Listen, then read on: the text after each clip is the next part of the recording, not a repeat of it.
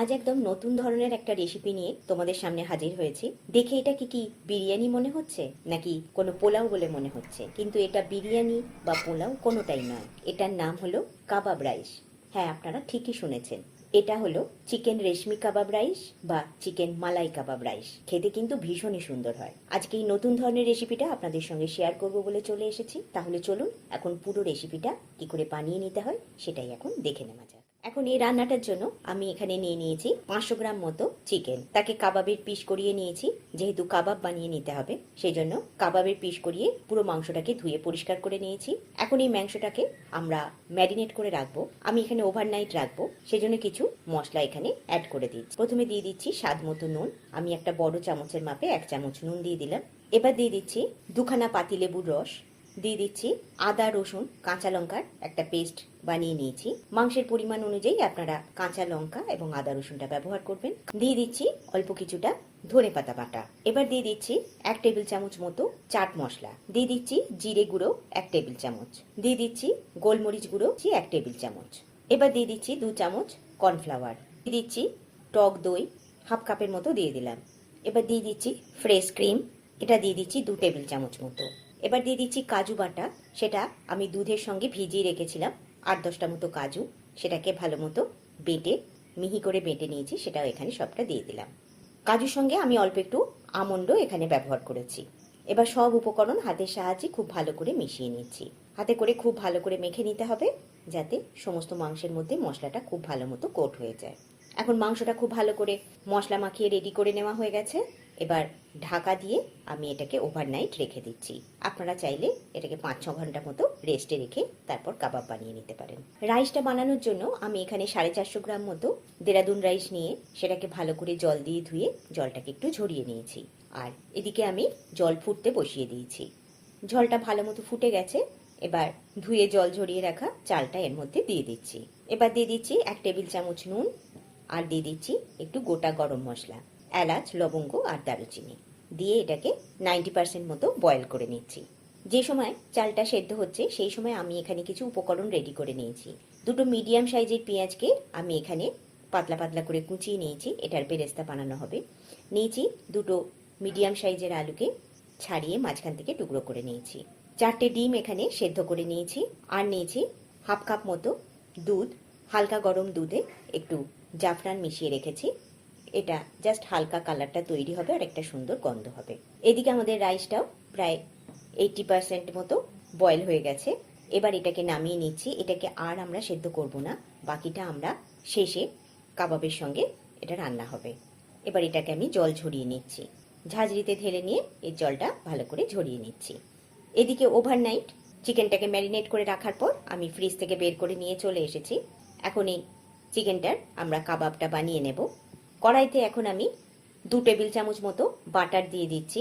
বেশ পর্যাপ্ত পরিমাণ বাটার দিয়ে এখন আমি এই রেশমি কাবাবটা বানিয়ে নেব। বাটারটা ভালো মতো কড়াইতে মেল্ট হয়ে গেলে এবার এক এক করে চিকেনের পিসগুলোকে দিয়ে দিচ্ছি। চিকেনের সঙ্গে যতটুকু মশলা উঠছে সেটুকুই দেবো, আর বাকি মশলাটা আমরা রান্নার সময় অ্যাড করব। সব চিকেনটা কড়াইতে দেবার পর এবার ওপর থেকে ঢাকা দিয়ে হাই হিটে এটাকে আমরা কিছুক্ষণ কুক করে নেব, তাতে মাংসটা কিছুটা সেদ্ধও হবে আর অন্যদিকে এর মধ্যে কালারও এসে যাবে। এখন প্রায় 7-8 মিনিট পর দেখাচ্ছি। ঢাকাটা খুলে নিয়েছি। এবার চিকেনের এক পিঠে খানিকটা কালার ধরে গেছে, সেটাকে উল্টে দিচ্ছি। দেখুন লালচে কালার ধরতে শুরু করেছে। এইভাবে উল্টে পাল্টে সব দিকটা ভালো করে কুক করে নেব, কালারও ধরবে আর চিকেনটা মোটামুটি কুকও হয়ে যাবে। সব চিকেনটা উল্টে নেবার পর আবারও ঢাকা দিয়ে মিডিয়াম টু হাই ফ্লেমে রেখে দিচ্ছি। অনেকটাই কুক হয়ে গেছে, তবে এটাকে আরও একটুখানি আমরা রাখবো যাতে আর একটু কালারটা ধরে যায়। তাই আরেকটু উল্টে দিয়ে আবারও ওপর থেকে ঢাকা দিয়ে মিডিয়াম ফ্লেমে আরও কয়েক মিনিট রেখে দিচ্ছি। এখন আমাদের কাবাবটা অলমোস্ট রেডি হয়ে গেছে। এবার এটাকে আমি নামিয়ে একটা পাত্রে তুলে নিচ্ছি। নামানোর সময় আমি আপনাদের একটু গেঁথেও দেখিয়ে দিচ্ছি আমাদের কাবাবটা অনেকটাই কিন্তু নরম হয়ে গেছে। আর বাকিটুকু চালের সঙ্গে এটাকে আমরা রান্না করে নেব, তখনই বাকিটুকু কুক হয়ে যাবে। কড়াই থেকে চিকেনটাকে তুলে নেবার পর ওই কড়াইয়ের মধ্যে বেশ কিছুটা সাদা তেল দিয়ে দিলাম। এই তেলের মধ্যে এখন আমরা পেঁয়াজটাকে বেরেস্তা বানিয়ে নেব। তাই পর্যাপ্ত পরিমাণ তেল অবশ্যই এখানে অ্যাড করতে হবে। এখন তেলটা যখন ভালো মতো গরম হয়ে গেছে তখন পেঁয়াজগুলো দিয়ে দিলাম, দিয়ে হাই হিটে এটাকে নেড়ে চেড়ে ভালো করে লাল কালার ধরা পর্যন্ত ভেজে নিচ্ছি। বেশ কয়েক মিনিট পর দেখাচ্ছি আমাদের পেঁয়াজের মধ্যে ভালোই কালার ধরে গেছে। এটাকে কিন্তু খুব বেশি লাল করে তোলা যাবে না, কারণ কড়াই থেকে তোলার পর সেটার কালারটা কিন্তু আরেকটু চেঞ্জ হয়ে যাবে। তাই এই রকম হালকা লালচে কালার থাকতে থাকতেই পুরো পেঁয়াজটাকে তুলে নিতে হবে। এখন সমস্ত পেঁয়াজটাকে কড়াই থেকে তুলে নিয়েছি। দেখুন তোলার সময় দেখুন তুলতে তুলতেই অনেকটা লাল হয়ে গেল কিন্তু পেঁয়াজটা। এবার কড়াইয়ের মধ্যে যে এক্সেস তেলটা রয়েছে তার মধ্যেই এখন আমি কেটে রাখা আলুগুলোকে ভেজে নেব। আলুগুলো কিন্তু কাঁচা আলু, এগুলো সেদ্ধ করা নয়। এই তেলের মধ্যে একটু নুন মাখিয়ে আমরা এটাকে ঢাকা দিয়ে দিয়ে যতটা সম্ভব লাল করে ভেজে নেবো, আর ওটা সেদ্ধও হয়ে যাবে। এখন আলুটা অনেকটা নরমও হয়ে গেছে আর সুন্দর কালার ধরে গেছে। এবার আমরা এটাকে কড়াই থেকে তুলে নিচ্ছি। সেই কড়াইয়ের মধ্যে এখন আমি দিয়ে দিয়েছি চিকেনগুলোকে, যেগুলোকে কাবাব বানালাম। এখন এগুলোর ওপর একটু মেল্টেড বাটার ওপর থেকে দিয়ে দিচ্ছি। আর এখন আমি কাবাবের কাজটা পুরোপুরি কমপ্লিট করতে গেলে আমাকে অবশ্যই এখানে স্মোকি ফ্লেভার দিতে হবে। স্মোকি ফ্লেভার ছাড়া কিন্তু কাবাব অসম্পূর্ণ। এখন বাটারটা দিয়ে দিয়েছি। এখন স্মোকি ফ্লেভারের জন্য একটা চারকোল এইভাবে আগুনে ভালো মতো গরম করে নিয়ে ওপর থেকে তার মধ্যে একটু ঘি বা বাটার দিয়ে দিচ্ছি, দিয়ে এটার ওপরে ঢাকা দিয়ে দিচ্ছি, যাতে যে ধোঁয়াটা বেরোচ্ছে ধোঁয়াটা সম্পূর্ণ কাবাবগুলোর মধ্যে চলে যাবে। সুন্দর একটা স্মোকি ফ্লেভার ছড়িয়ে যাবে সমস্ত কাবাবগুলোর মধ্যে। দেখুন ঢাকার ভেতর থেকে দেখা যাচ্ছে কেমন সুন্দর ধোঁয়াটা ভেতরে পুরো ছড়িয়ে যাচ্ছে। এটা দেখেই আপনারা বুঝতে পারছেন সুন্দর কাবাবটা আমাদের তৈরি হয়ে যাচ্ছে। এখন এইভাবে ঢাকা দিয়ে 7-8 মিনিট রেখে দেবো, যাতে সমস্ত ধোঁয়ার গন্ধটা বা স্মোকি ফ্লেভারটা খুব সুন্দরভাবে কাবাবের মধ্যে ঢুকে যায়। এদিকে রাইসটা আর কাবাবটা একসঙ্গে দিয়ে যে প্রিপারেশনটা আমরা তৈরি করব সেই জন্য একটা হাঁড়ি নিয়ে নিয়েছি। তলায় একটু তেজপাতা দিয়ে দিয়েছি, তবে এটা অপশনাল, কারণ আমরা এটাকে স্টিমে বসাবো, তাই তলায় লেগে যাবার কোনো সম্ভাবনা থাকবে না। এবার যে রাইসটা আমরা সেদ্ধ করে জলে ঝরিয়ে রেখে দিয়েছিলাম সেই রাইসটাকে এখানে তলায় অল্প একটু দিয়ে দিচ্ছি। এবার লেয়ার বাই লেয়ার সমস্ত উপকরণ সাজিয়ে দেবো এখানে। রাইসটা হাতা করে কিছুটা দিয়ে দেবার পর এবার দিয়ে দিচ্ছি চিকেনটাকে ম্যারিনেট করবার সময় যে মশলাটা আমরা দিয়েছিলাম সেই মশলাটা এখানে ছড়িয়ে দিচ্ছি। বাটির গায়েতে যে মশলাটা লেগে রয়েছে সেটাই অল্প অল্প করে দিয়ে দিচ্ছি। জাফরান মেশানো দুধটা এই সময় অল্প অল্প করে ছড়িয়ে দিচ্ছি। কালারটাও তৈরি হবে আর সুন্দর একটা জাফরানের গন্ধও আসবে। 7-8 মিনিট কাবাবগুলোকে রাখার পর এবার সেগুলোকেও ডিশ থেকে তুলে দিয়ে দিচ্ছি ভাতের ওপরে। কিছুটা এখানে দিচ্ছি, এরপর লেয়ার বাই লেয়ার পুরো কাবাবটাকে দিয়ে দেবো। এবার সেদ্ধ করে রাখা ডিমটা দিয়ে দিলাম, দুটো দিলাম, এরপরে বাকিগুলো দিয়ে দেবো। আবারও ওপর থেকে দিয়ে দিচ্ছি একটু বেরেস্তা।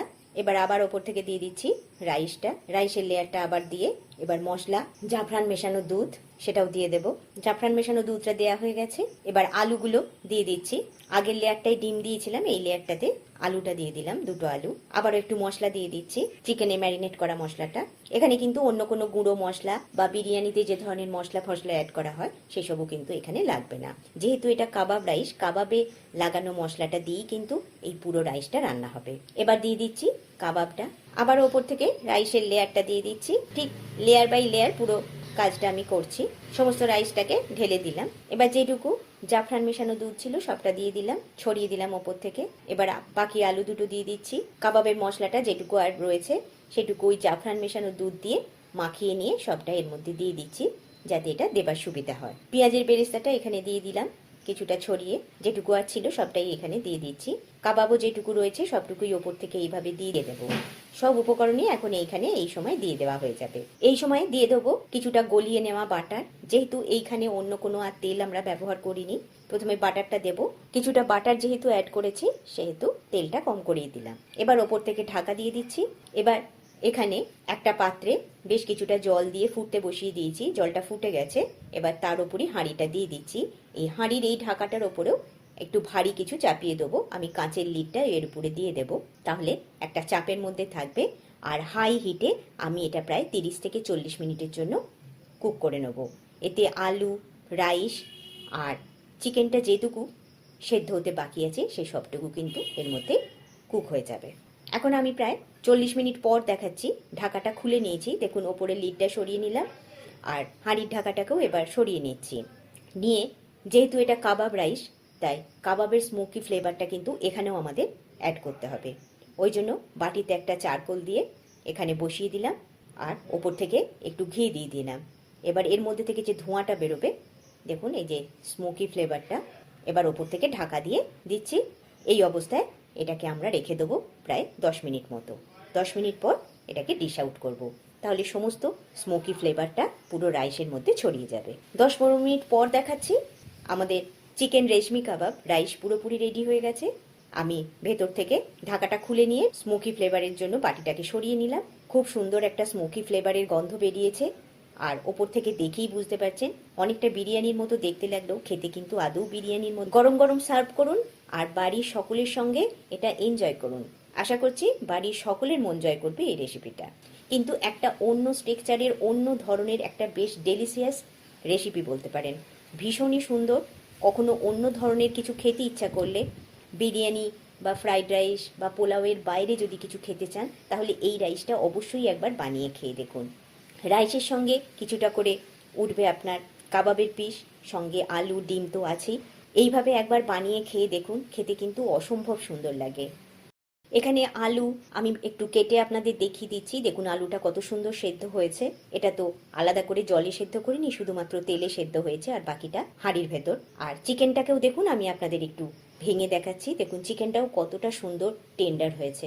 ভীষণই সুন্দর খেতে হয়। অবশ্যই একবার এইভাবে বানিয়ে খেয়ে দেখুন। আর রাইসের স্ট্রাকচারটা তো দেখেই বুঝতে পারছেন কতটা সুন্দর হয়েছে।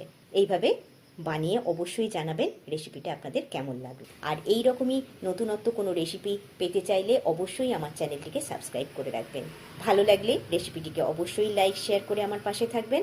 আজ তাহলে বিদায় নিচ্ছি। আবার দেখা হবে এই রকমই নতুন কোনো রেসিপির সাথে। সকলে সুস্থ থাকুন, ভালো থাকুন। Thanks for watching.